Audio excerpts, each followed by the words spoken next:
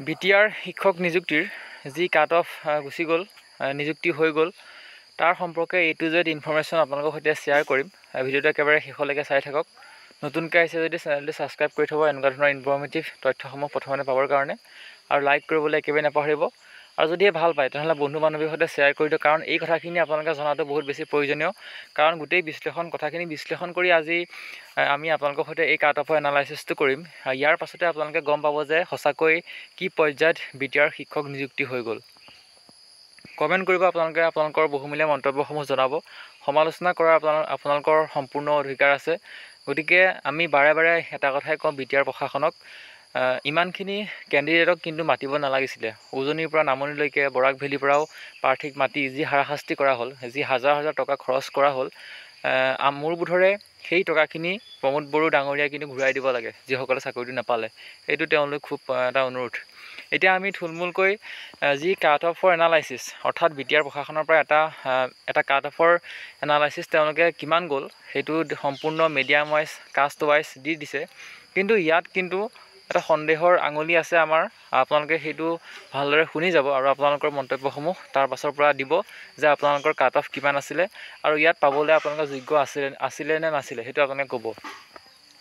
প্ৰথমতে যদিহে চায় তেতিয়াহ'লে দেখিব যে UP arts medium Assamese selected candidate 83 আৰু মেক্সিমাম নাম্বাৰ 78 আৰু লোৱেষ্ট নাম্বাৰ কাট অফ মানে 68 দেখাইছে।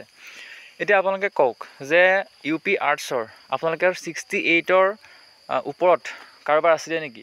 এতিয়া আমাৰ বিটিআৰ শিক্ষক নিযুক্তিত বিটিআৰ ভিতৰৰে কিছুমান প্ৰাৰ্থী এনেকুৱা আছে যাৰ 68ৰ তলত আছে, নাম্বাৰটো 68ৰ তলত আছে, কিন্তু তেওঁ চাকৰিটো পাইছে। আমি গোটেই নামসমূহ আমি এনালাইচিছ কৰিলোঁ, সম্পূৰ্ণ কাষ্টটো এনালাইচিছ কৰিলোঁ, সকলোখিনি এনালাইচিছ কৰিলোঁ। মুঠতে 68ৰ কম থকা প্ৰাৰ্থীৰ নাম ওলাইছে।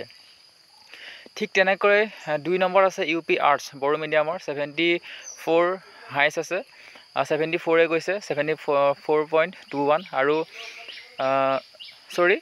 UP আৰ্টছৰ বড়ো মিডিয়ামৰ 74টা পোষ্ট আছিলে আৰু যিটো মেক্সিমাম যিটো কাট অফ গ'ল 74.21 আৰু লোৱেষ্টটো গৈছে 67।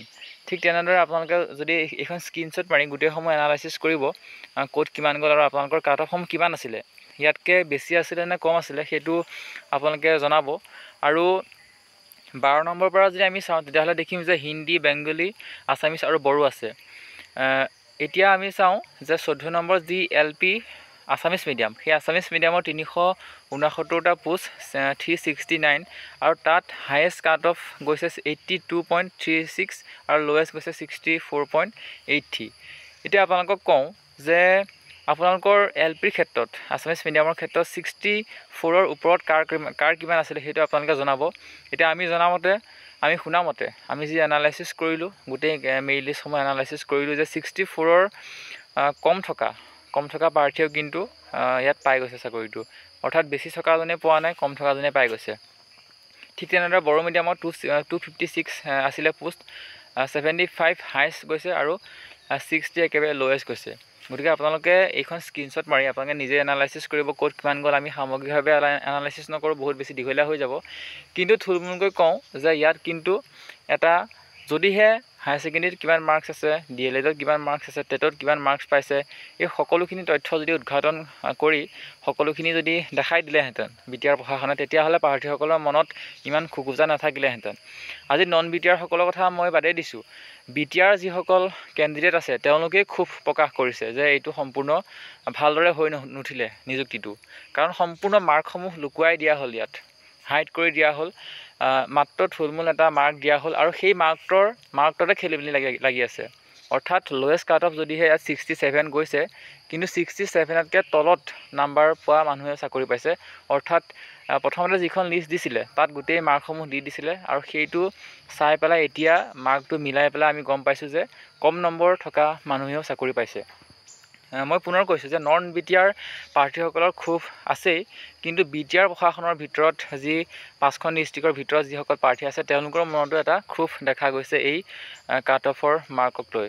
গতিকে আমি সমালোচনা নকৰোঁ, আপোনালোকক এৰি দিছোঁ এই কথাটোৰ কাৰণে। আমি সমালোচনা কৰিলে বেয়া হয়, গতিকে আপোনালোকৰ এটা সম্পূৰ্ণ মুক্ত কণ্ঠ আছে, মুক্ত মন আছে, আপোনালোকে কমেণ্ট কৰিব পাৰে ভাল বেয়া। আমি কিন্তু ব্যক্তিগতভাৱে এই সম্পৰ্কত কোনো মন্তব্য নিদিওঁ। ভাল বেয়া বিচাৰ কৰা আপোনালোকৰ সম্পূৰ্ণ ৰাইটছ আছে। কিন্তু প্ৰমোদ বড়ো ডাঙৰীয়াক মই এটাই কথা ক'ব বিচাৰোঁ শেষত, যে ইমানখিনি হাৰাশাস্তি কৰিব নালাগিছিলে প্ৰাৰ্থীসকলক।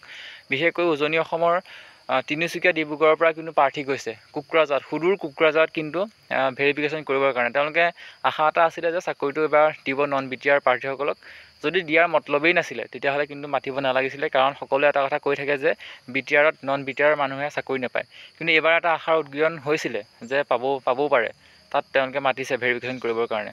গতিকে কথাখিনি ক'লোঁ থুলমূলকৈ। সকলোৱে লাইক কৰিব, নতুনকৈ আহিছে যদি চেনেলটো ছাবস্ক্ৰাইব কৰি থ'ব। ধন্যবাদ।